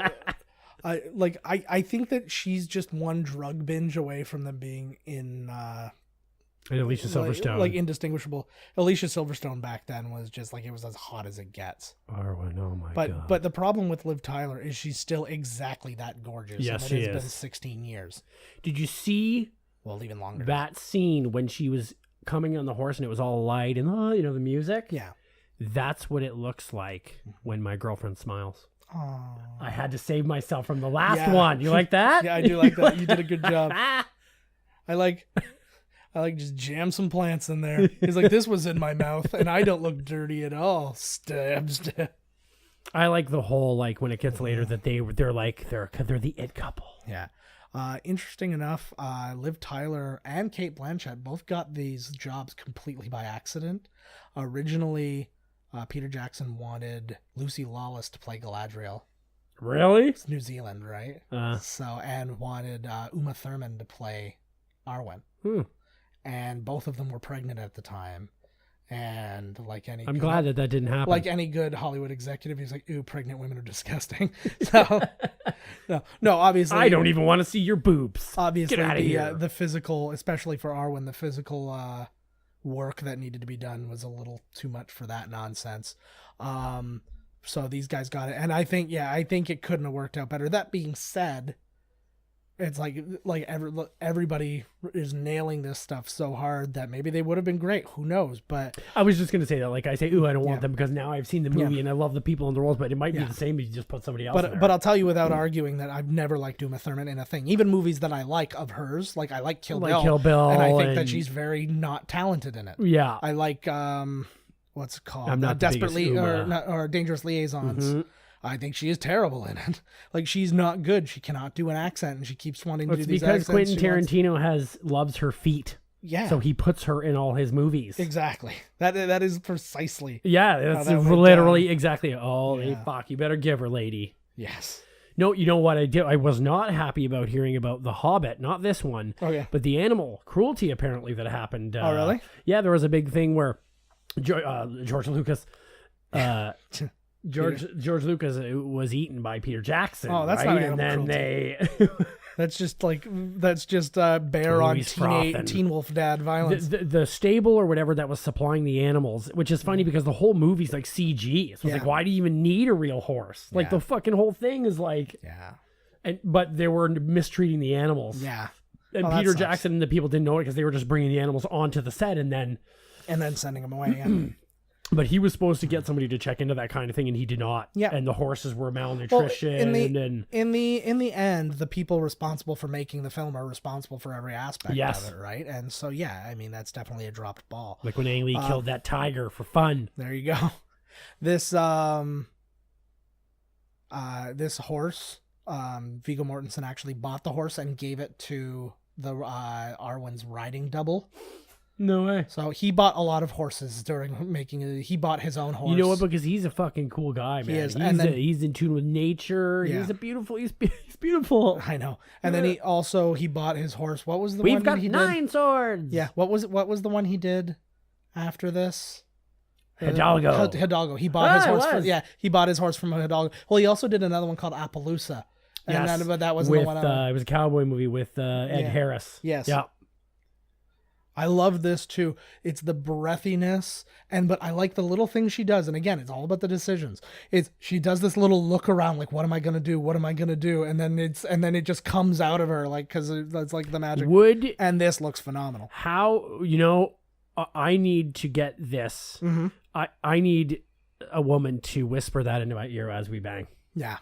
Can you imagine that? I would never make it to the end. I don't think. Yeah, fuck it. Just say that before we even start. I'll blow my load, and then we're done. With Liv Tyler's voice, you could leave me a voicemail while you're off with like some like Chinese businessman hooking, and I'm just like, it's good enough for me. Gotta pay the bills. Yeah.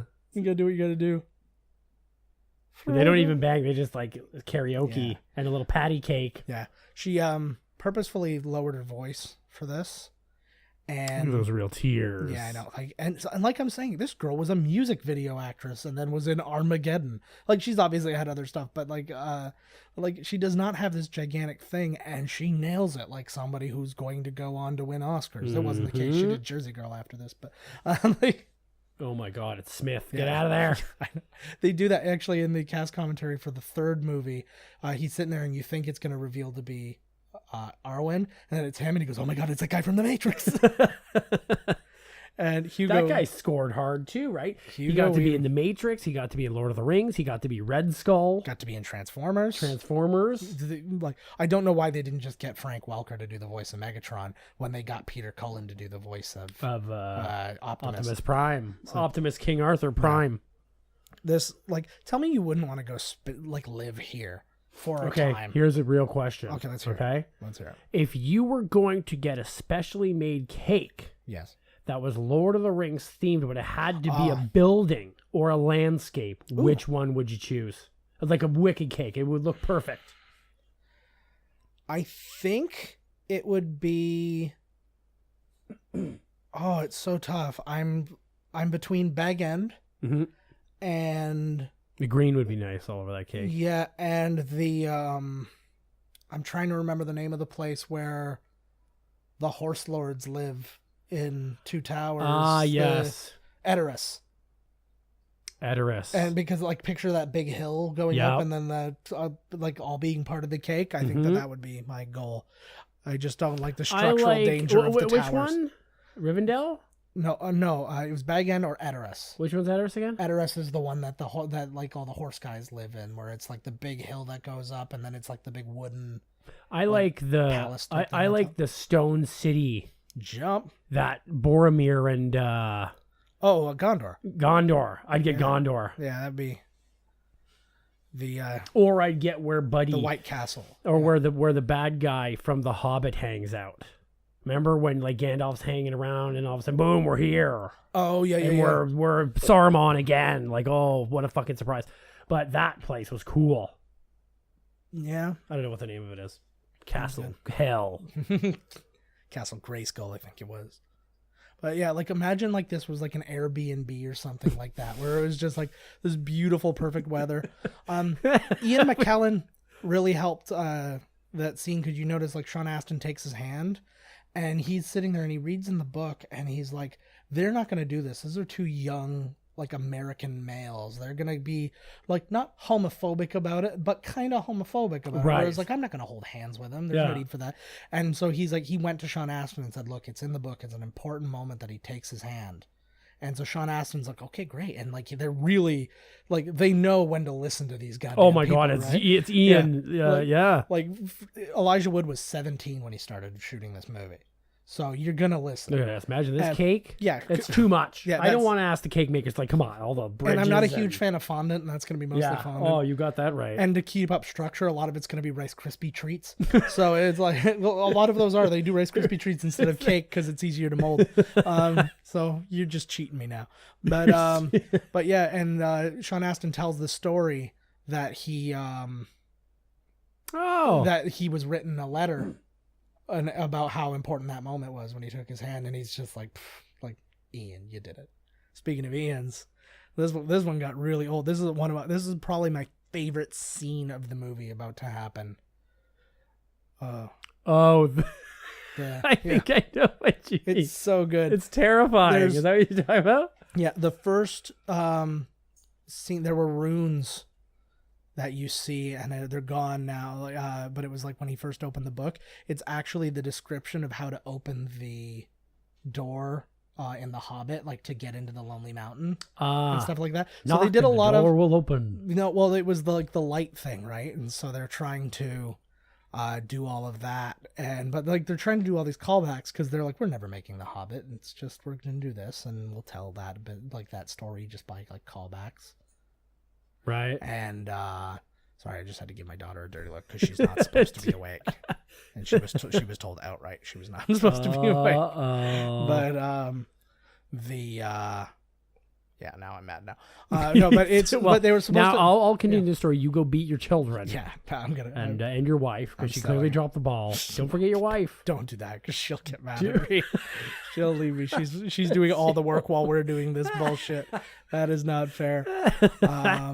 You said life was a fair lady. Life's not fair. That's not the point. But especially when you live with you. Yes. Yeah, I am the living example of how life is not fair. But oh yeah, so I don't even know what you're saying. But it was all the callbacks to The Hobbit. Oh yes, and it was just like so that was how the story was going to be told, and it's like, oh, okay, we're happy with that being how it is, and that just all being the end of it. Callback. Geez, imagine the person that's got to call back everybody. Holy, it's like a phone book, a Chinese phone book. So it's yeah, it was crazy, and then like it was really just The Hobbit was made by request. Everybody's just like, why aren't you making The Hobbit? Just make The Hobbit. And they're like, all right, well, I don't want to. It was a cartoon for God's sake. You know how much work. Well, so was this one. And then he's like, you know how much work I had to do on the last one. It was deadly. It almost killed me. Yeah, it almost killed me. It's like, I don't want to do it. And they're like, how about you just go ahead and do it? And he's like, okay, I'll write it. I'll get Guillermo del Toro to direct it. I felt so bad for Guillermo. Yeah. He was there for 2 years waiting to make that movie. Yep. And he's like, you know what? You guys like shit or get off the pot. Yep. I'm leaving. And the moment he gets on the plane, Peter Jackson's like, I'll do it. He's like, well, therein lies the problem, because they were in the middle. Like, it's not like it was even their fault. They were in friggin' legal battles over the rights, right? Oh, is that what it was? Warner Brothers had the rights, and I think it was Warner Brothers. And so they were trying to gain the rights off it. And they're like, there's no way we're giving you this cash cow. You know, it was kind of like the way, like probably how the negotiations for the Spider-Man, right, with Sony and Marvel, right? So like, and it's like, there's no way we're giving you that. So it took years of lawyers going back and forth and all this kind of nonsense, right? So I don't blame them. It's a lot. Oh my God, it's just like, you know, like you see, you know, like I've been in Nam for 4 trips. Yeah. And it's like war is hell, but you like Rambo, you still go back because even though, you know, it might have been hell, he loved it. Oh, absolutely. And afterwards, you're like, during it, you're like, this is fucking awful. Like, oh my God. But then afterwards, you're like, I could go back. Like, tell me everybody. And it's like when there's Sean Bean, one of my favorite human beings, another guy who's in everything, another guy with Bond ties and for ties England, James. There's some John Rhys Davies. And I will say this, I did not name Rhys after John Rhys Davies, but John Rhys Davies was definitely a inspiration for the name Rhys. Oh. Because it wasn't that I was like, I have to name that was your own personal trivia. Yeah, exactly. I wasn't like, I have to name him after somebody from Lord of the Rings. But we were looking for a Welsh name because I'm Welsh. And I was looking at all these names, and then I found a Welsh actor named John Rhys Davies, and I'm like, Rhys. I like Rhys. And then I looked it up, and I'm like, yeah, Rhys is awesome. And so that's how we did it. So that's why Rhys exists. Well, that's not why he exists. He exists because I put my penis in my wife's vagina until I ejaculated. And well, yeah, but he was there imagine being alive for 3,000 years. Like, hopefully something good's on cable, because, like, geez. Could you imagine, like, because you know how sometimes you have, like, that year, you're like, oh, like 2016, what a crappy year. He's doing that by the century. Yeah, what a crappy century. He's just like, I just had 100 years that was garbage. Ooh, like, that whole century write-off. He's like, so many people died of the plague. It was so crappy. And then there was my party century. Yeah. Woo. Yeah, so here's, like, the century where I experimented with gay stuff. Imagine you get all the way there. Yeah. And then he's like, nah. The foreshadowing? Like, the fuck, like. It literally happens again, folks. Everybody does when they get there. Yeah. Isildur! No, I but love it's literally everything. Because they're like, you have to go to Mount Doom to make that phone call to win the prize. Yep. And then he gets up and he opens up the phone. He's like, forget it. I don't want the prize. They just Fuck it. It's really just called Mount Change Your Mind. And so they're just like, whatever you were going to, it has a magic that makes you change your mind. Change it. These do. This is for the truth. Look at this. Scattered, leaderless, divided. Yeah. Just like all of us. Well, it's good. And this is the first time you get the real, like, hey, this is really like the father-in-law being a dick right now, right? The future father-in-law. Yeah. He's like, that shiftless punk. I'm not going to let him marry my daughter. He wants to be a rock and roller. What the hell? He wears a leather jacket. Yeah, but like, even like, look at now, everything is technically inside and outside, but like everything just so beautiful in this movie. Oh, that's what we're talking about, buddy. Sean Bean, Liam Neeson was actually offered the role of Boromir first, and he turned it down. I can see that, actually. Yeah, I wouldn't be upset with that casting He would have done change. well. But Sean Bean, man, like, let's talk about Sean Bean. Love him. Oh, he is like another guy who just nails the roles he's in, right? So as soon as I get to him, so he was in movies like Patriot Games. He was in GoldenEye. There's his. He played 006. He actually auditioned to be Bond in The Living Daylights when they found out that Pierce Brosnan wasn't going to be able to do it. Because you heard that whole story about Pierce. He was Bond for The Living Daylights instead of Timothy Dalton. It was all set because Remington Steele had been canceled. Okay. And then they were like, they have 30 days to re-up or do whatever. And so day 30 comes, he's at the place, they're doing the press conference, they're about to announce him as Bond, he's about to walk out, a phone is handed to him, it's like, so there's a phone call for you, hey, good news, we're back. Remington Steele's back, and he had to drop out after literally being named. Like, he was about to be shown to the world as the next Bond that day, and he got called back, and he's like, nope, you're not doing it. And so, like, I always picture the guy who's out on stage, and here's the next Bond, Pierce Brosnan, and then nobody comes out. I wish that no slight against the new Bond, because I love the movies. Yeah.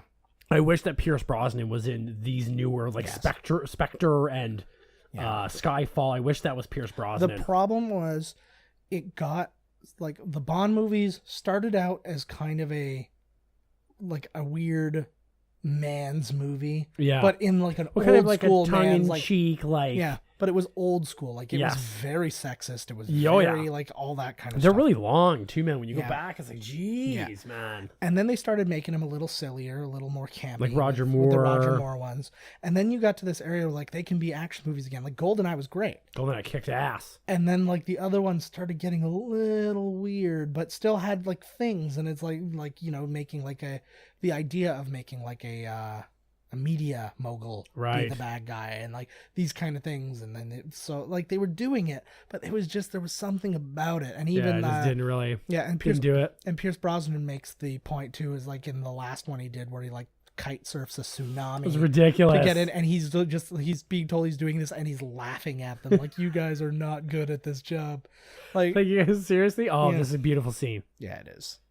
It is. It's one of those things because like they kind of like put up a love triangle in this, and I'm like, what love triangle? With the girl that's in love with him. Yeah, but he's not in love with her though. It was like not even close, and it was like, but I was like, is it going to end? I was worried. Yeah. I was worried watching the movies when she was hitting on him that he was going to sleep with her, and I was going to be fucking pissed. Because I tell you something, I'm like really one of these guys that's for like, if you're in a relationship, you fucking stay in it. I don't give a shit whether you're on some journey. Sorry, bud. I don't care whether you're on some journey that takes 16 fucking years and you don't see her. You made that commitment. You fucking keep your legs closed. Goddamn right. Both men and women. Yeah. Unless you're a girl and you're peeing, then you gotta open those legs. Unacceptable. Or you just gotta let it like squish out. I like it when they pee. I like it when it dribbles. I'm so upset.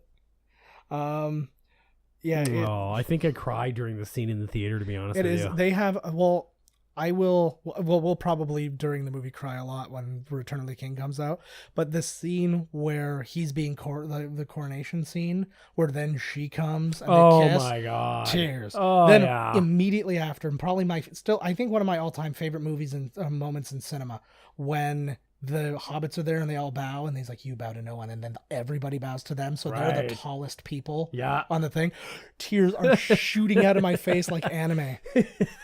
Boop, boop, boop, boop, boop. So this scene took them a week to shoot. Dear God. And it's just like everybody's sitting in a circle. Now if you look, one of the elves is Brett McKenzie from Flight of the Conchords. It is? Yes.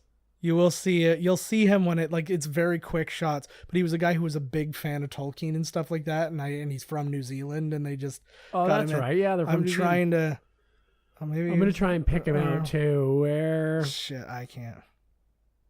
Who's your favorite race of Middle Earth? It's hard, man. I've always been a dwarf guy. Well, if you count the wizards. Yeah, okay, I'd count the wizards. Then I'll say the wizards. Yeah, I'm a dwarf guy. Because I like the wizards because they're really eccentric. Like, other than Saruman, who's the only really serious one, aside from him being a bad guy, like, say they're all good guys and all that, they're super eccentric. Like, they're all like the one just lives among the animals. Just like that's the one I was just gonna say. Out of the Hobbit, I love that guy. Second from the he was like second from the right in that shot. Was Brett McKenzie. But like, look at the detail in his leather gauntlets and stuff like that. Like, there's like stitching of like the tree of Gondor. They went to town. Like, they had the two guys there that you said before oh Jesus, he's getting his bass on again. Yeah. He's getting his James Earl Jones on. Yeah, exactly.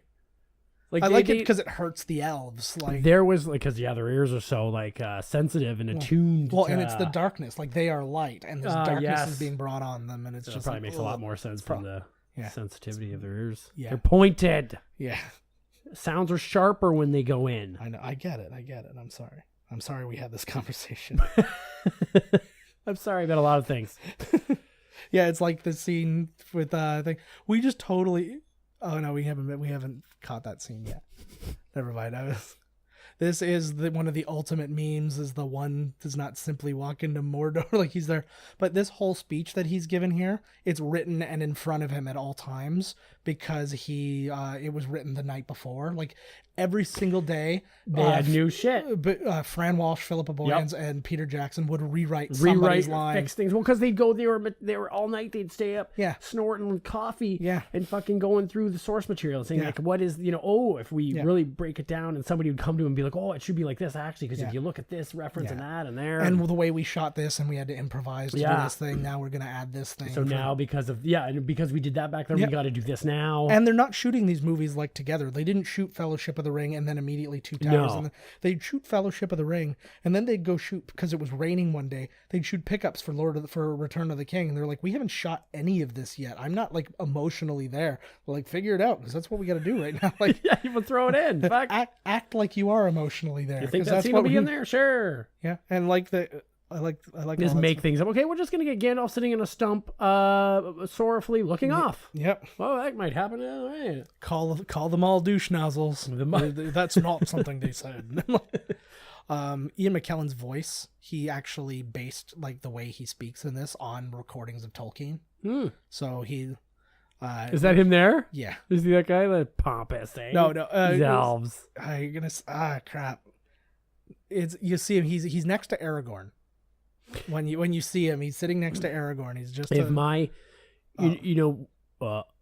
were speaking before about like if Viggo Mortensen took Our Lady, and we wouldn't care. Yes, I would care if an elf took my lady. Yeah. I don't know why. I find them to be like effeminate. It'd be stuff. like if Justin Bieber took my exactly. lady. Something like that. I get it.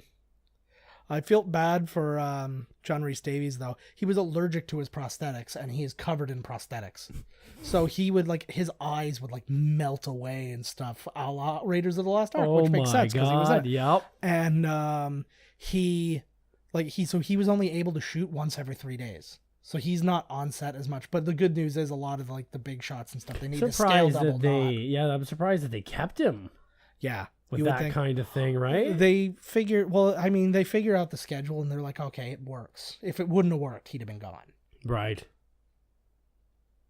So, yeah. Oh, good stuff here. There's buddy. the one does not simply. This is the scene where it was written down for him. But like, tell me you've seen a meme more than the one does not simply meme, right? One does not simply. He's doing good for being right. Sushi. Well, this is what they're paid for, right? And it's like this is what you're supposed to be good at. They're good. Yeah. If you're British or Australian, you've got it covered. That's where you got to sneak in the back door, baby. You tell him. Yeah. You tell him, Jack Sparrow's buddy. That new one doesn't look like it's half bad, actually. The new Pirates of the Caribbean. Oh, I really like the look of dude. I can't remember his name. See, never trust an elf. I know. And this is like they throw a little racism in there. I never cared for that shot. Oh, the reflection of the ring? Of the ring, yeah. Like to me, I would have rather have had like a POV shot of him, like where he's kind of like dizzied by the whole thing, like that. I don't know. This is like when the Tesseract is around. Yes, and people are fighting, and suddenly they're like, "Hey, put that thing down, bud." Yeah. Whoa. Like he's got a little flop sweat going under that lip. There were people who legitimately thought flop sweat. Yeah. Oh, there's Brett McKenzie was on the right again. Good term. It keeps Buddy won't have it. The guy sitting next to Elrond. Yeah, he's like, I'm not. This is not my fight. He's like, somebody's gonna say yes to this mission, and it ain't gonna be me. So there's Brett McKenzie on there, right there. He's like, oh, jeez. Yeah. Imagine, like, see, you wake up at the B&B, you know, and then there's like some 7-foot tall guy sitting next to you, and he's just like, gotta tell you something. Jeez. Jeez. Sort of gotta save the world, bud. Yeah. Gonna need you to risk it all. Yeah. Hey, you're small and never been useful. I like the weird velour. Like he's dressed like Prince there, which is ironic because he's a king.